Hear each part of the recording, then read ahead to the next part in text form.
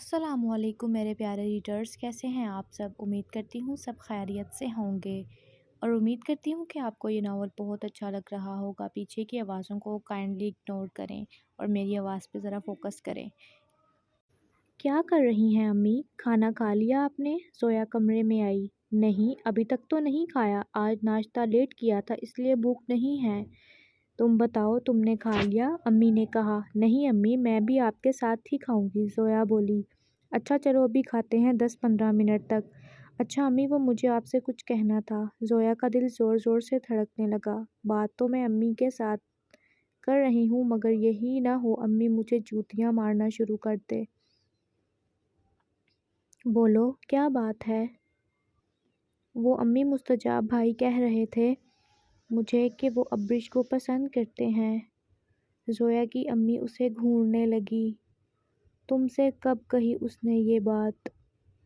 امی سرد لہجے میں بولی۔ وہ امی آج ہی بولی ہے مجھے بھائی نے یہ بات اسکول سے واپسی پر۔ زویا نے دھیمے لہجے میں کہا۔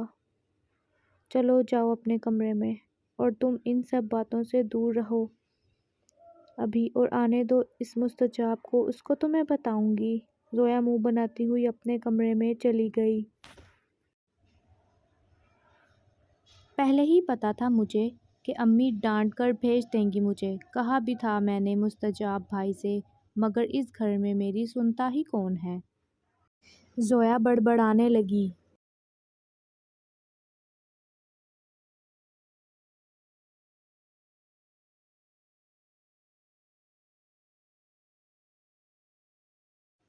تقریباً 9:30 بجے کا ٹائم تھا۔ ابتہاج اور اس کے ابو امی کھانا کھا رہے تھے۔ بات کی آپ نے امی مستجاب سے؟ ابتہاج بولا۔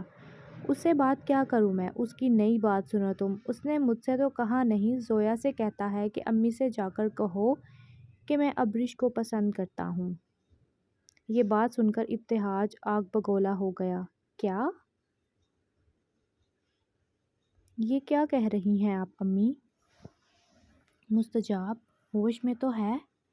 ابرش اس سے پورے 12 سال چھوٹی ہے، ابتہاج سخت لہجے میں بولا۔ ہاں یہ بات بھی ہے، اور دوسری بات میں نے ابرش کو تمہارے لیے پسند کیا ہوا ہے، میں تمہارا رشتہ لے کر جانے والی تھی کچھ دن تک بھابھی کی طرف۔ یہ سن کر ابتہاج کا دل کو تسلی ہو گئی۔ ہاں ٹھیک ہے، اب آپ دیر نہیں کریں، جلدی سے لے جائیں مامی جان کی طرف میرا رشتہ۔ ابتہاج بولا۔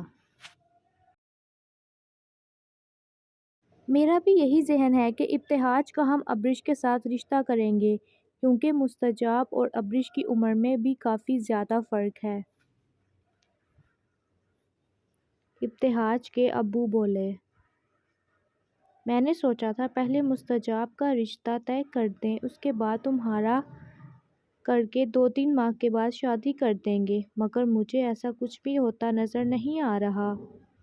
امی آپ چپ کر کے مستجاب کا رشتہ بھابھی کی بہن کے ساتھ طے کریں، وہ جو کچھ کہتا ہے اسے کہنے دیں، اور میرا رشتہ بھی ابرش کے ساتھ جلدی طے کر دیں۔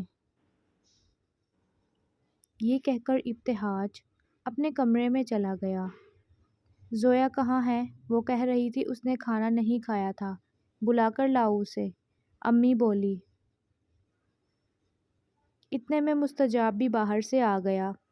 اس نے جب دیکھا کہ امی اور ابو ہال میں بیٹھے ہوئے ہیں تو وہ دھیرے سے اندر آیا اور دبے پاؤں اپنے کمرے کی طرف جا رہا تھا کہ اس کے ابو نے اسے دیکھ لیا۔ یہاں آؤ مستجاب، ایسے دبے پاؤں کیوں جا رہے ہو؟ ہم نے تو تمہیں کچھ بھی نہیں کہا، پھر اپنے ہی گھر میں چوروں کی طرح کیوں آ رہے ہو؟ ابو سرد لہجے میں بولے۔ نہیں ابو، وہ بس میری طبیعت کچھ ٹھیک نہیں ہے، اس لیے بس کمرے میں جا رہا تھا۔